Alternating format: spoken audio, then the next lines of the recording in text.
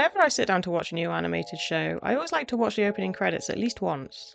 And if I enjoy the opening credits, I'll want to watch them basically at the start of every episode from then on. Hey, what are you doing? Wait, no, stop, I was watching that! Okay, maybe I'm in the minority here. But if the opening credits are something really good, then why wouldn't you want to watch them at least a few more times? I started thinking, hey, maybe I can make a YouTube video talking about my top 10 opening credits. But I quickly realised that simply ranking a bunch of intros without offering a more in-depth explanation would not be sufficient for containing my enthusiasm for the concept. So instead, I thought about what it was that all these openings had in common, to see if I could come up with a list of tropes and qualities to try and explain why I don't mind rewatching the same animated sequence every 24 minutes when I'm on an anime or cartoon binge. And this is what I came up with. 1. High budget animation. Animation takes ages, so it's no wonder that animators are always looking for shortcuts when they have 1,000 episodes of One Piece to make.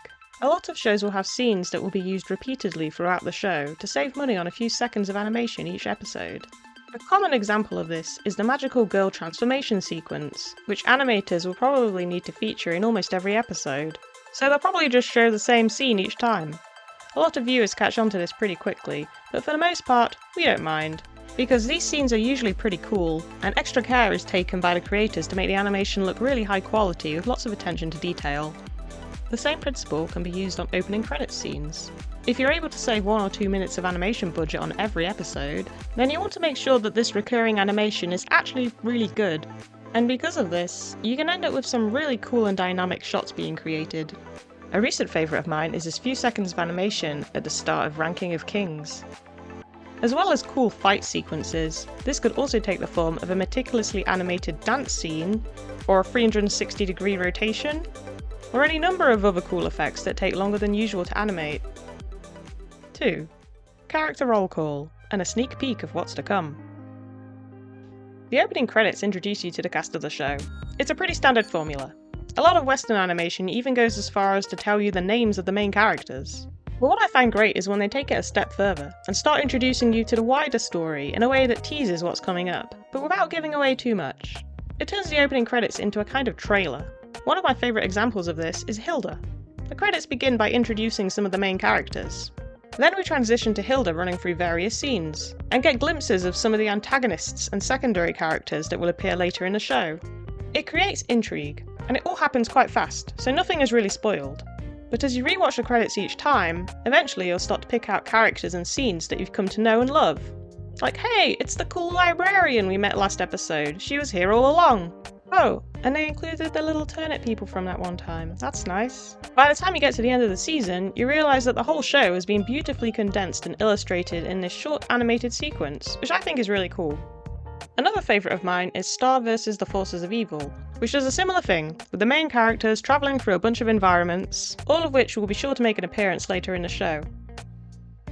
I can't forget about Adventure Time. Not only does it show us multiple environments and characters that frequent the show, but if you pause it in the first second, it will reveal quite a bit of lore about the overall world of the show that isn't really revealed properly until season 2. Fun. 3. Absolute bops. So, you've got some high quality animation showing off your main characters and introducing you to the world of the show, so how about adding some banging tunes in there? It should go without saying that the opening track to the show is vital to creating an enjoyable opening credits. If the music is a bop, I will probably watch the opening credits multiple times regardless of the quality of the visuals. I don't know enough about music to articulate exactly what it is I like about a lot of anime opening music. I just know I like what I like. And I listen to a lot of anime opening tracks, so much that Spotify's algorithm has started to recommend me even more anime opening tracks for shows I've never even seen. One of my most played songs last year was an opening for an anime I've never even watched, and possibly never will. Music taste is pretty subjective, and I don't think I can play much of any song here without YouTube getting upset, so I'll just quickly list off a few of my favourite opening credit songs that I've listened to on repeat for the last year or so.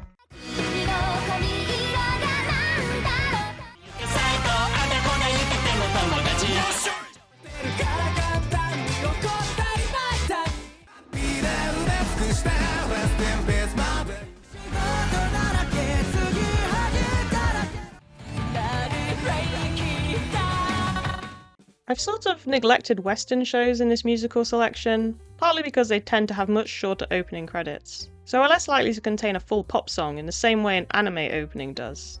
But rest assured that any Western animations I mention in this video also have an entirely suitable and often very memorable opening song.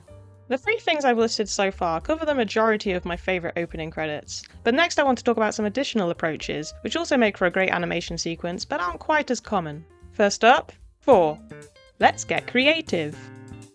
Usually an opening sequence is going to align with the visual style of the show itself, but sometimes it just doesn't. These can make for some really fun and creative openings, which often utilise a different animation style. Some openings go for a heavily silhouetted approach to create some really dramatic and expressive scenes, like this captivating intro to Hilda and the Mountain King. Then there's the iconic Cowboy Bebop intro, which uses a brilliant mashup of film noir, spy shows, and pop art visual styles. The one that really takes this to a new level though is Beastars Season 1 opening, which utilises an entirely different animation process altogether: stop motion, notoriously one of the most time-consuming animation formats there is. It's packed full of charm and it's just a delight to watch every time. Even if a show hasn't gone as far as to make something in stop motion, that doesn't mean that they can't dial up the stylization in other ways. Mob Psycho's openings always go creatively above and beyond. Season 2 pays homage to some older animation techniques, such as the Zoetrope and the slit animation, while the third opening is a bizarre and brilliant sequence of surreal collage effects, and it's just full of weird and wobbly insanity. 5. Telling a story.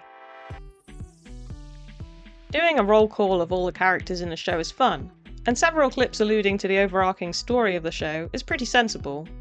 But what I love about some opening credits is the way that they have these tiny self-contained stories within them, fun little snippets of an isolated plot that exists only within the credits. Let me show you some examples.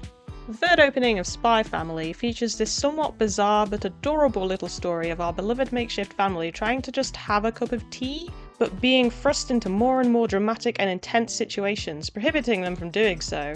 But still, they persevere.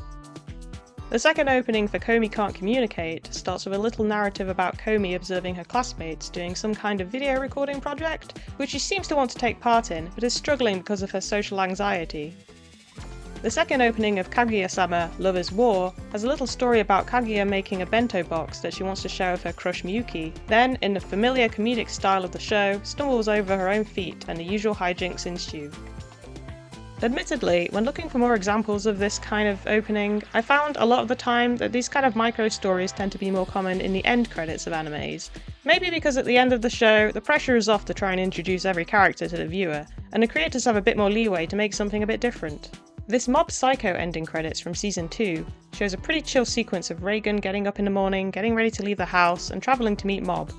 It's a nice little insight into the more mundane part of the character's day, and the way the animation only goes into full colour at the very end when he's reached Mob is a great touch. I won't take you too far down the rabbit hole of ending sequences right now though, because I could probably make an entire new video just talking about those alone. 6. Evolving credits. Isn't it great when the opening credits change something up a little each time?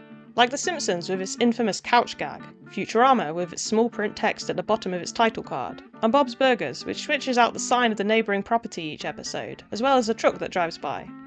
But I want to talk about the credits that update more significant things throughout the series. I'm not talking about when animes get an entirely new opening every half season, although this is admittedly a great way to keep the characters relevant to what's happening at the current point in the plot, and prevents the opening from getting too stale.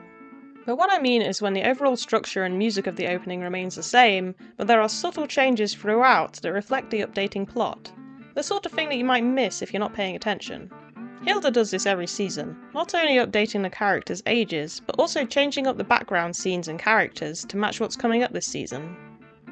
Zom 100's opening credits change partway through the series to reflect how Akira has gotten closer to his new companions, and contains more scenes of them all having a great time together to replace the scenes of Akira having a great time on his own.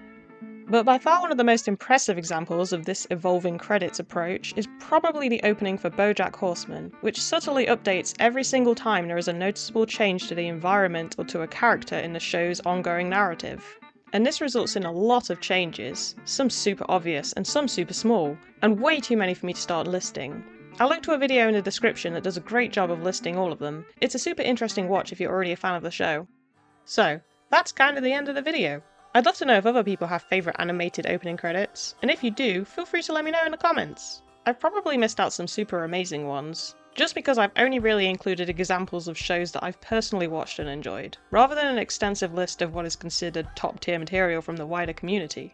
Also, thank you to everyone who left lovely comments on my last video. It was very encouraging to see that people watched my first video and were interested in seeing more. Have a great day, and maybe don't be so hasty to skip the credits next time you start watching a new show.